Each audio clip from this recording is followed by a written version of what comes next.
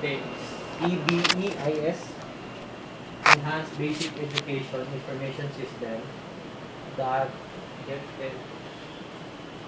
.gov.ph / BIS. BIS. So, ready na yan. So, Biman, visit natin yan. Okay. Para sa first. Second is yung facet. So, kailangan natin configure sa bahay. Let's just do science videos for facet. Okay? Science high school. So, science only. So, kami bahala dyan. Okay. Third is wireless broadband.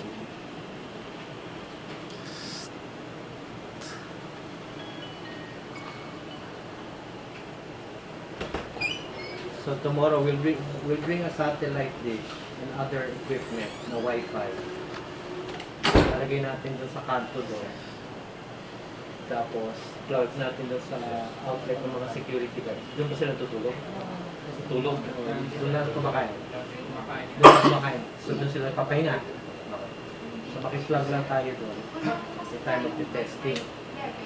Okay. So since wala pang memo sa DEP sa Kisay, bukas ang may testing lang natin is from the tawag natin doon, kanto, the supply, from the supply, Main switch po. from the main switch to this room, okay, sa Wi-Fi. So we should have problems. In one hour, we should be able to do that.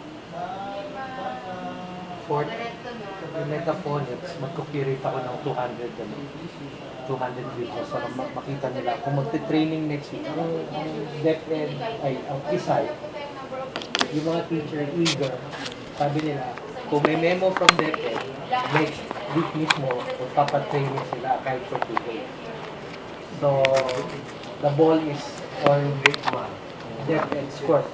Kung wala akong memo ang DepEd sa NCR, ay sa Kisay, wala sila gagawin. Kasi hindi sila gagalaw. Hindi ko lang memo. Nakakagawa ba ng memo si Litch? Wala pa dito. Ayun ka lang. Hindi, makakagawa. Hindi ako pa. Memo lang naman sa test ko. Nandito siya bukas. So, siya na pagawin mo na ako. Instead, hintay pa natin si Director Ruiz. Ano yun? So, bukas, Baka sabihin naman Director Ruiz, o i-form mo na ako. Okay niya.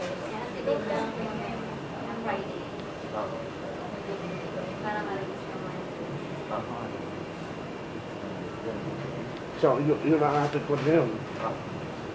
Ano pa kailangan mo? Anak. So, call time bukas, alas 10.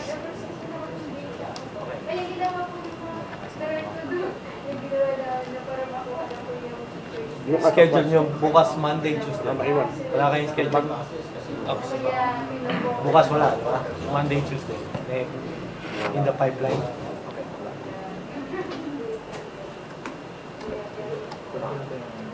Done? Okay.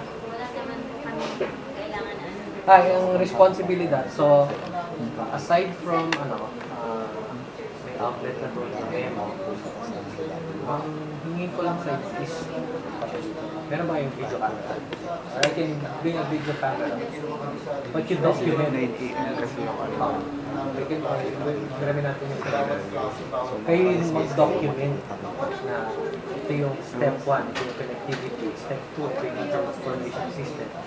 Step 3, ito yung related business. Step 4, ito yung English, special English modules ng metaphonics, etc. So that when we produce a report, we show it to the other superintendents and that is central. Basta na nag-memo, pinakita na lang natin. We use our own media, like video, to convince me.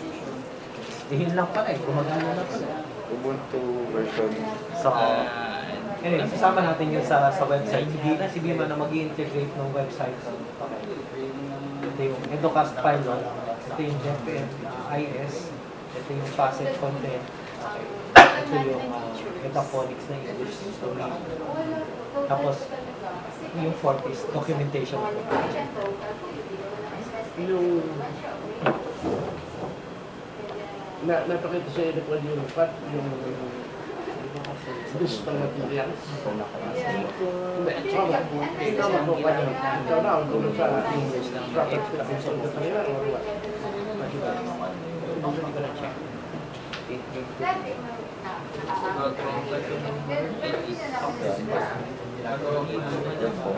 Kaya nga, hindi natin magagawa ito.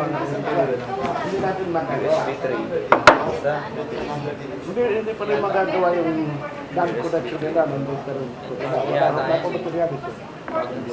Hindi, pero at least gumagana since Wi-Fi. Bigyan lang natin USB-C. Kulang pa. Nakalimutan ko yung aking USB. Nadali ko, bigbukas. Wala naman yung USB. Paano na ito naman? Hindi natin makakakukuha. Alam ka si Paul kapatid.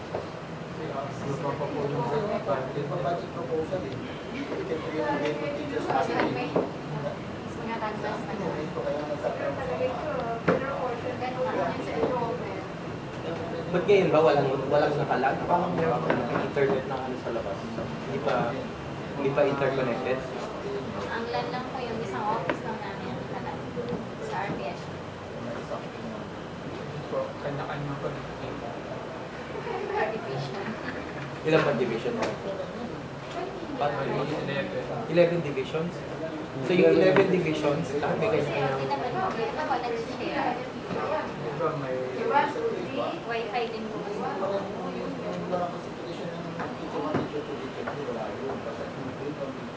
Okay. Hindi na, thank you. Memo sa pan. Medyo cam. Ilang. Medyo, may mga video cam, tapos yung guard ka sa ating bukas mo. Saksak.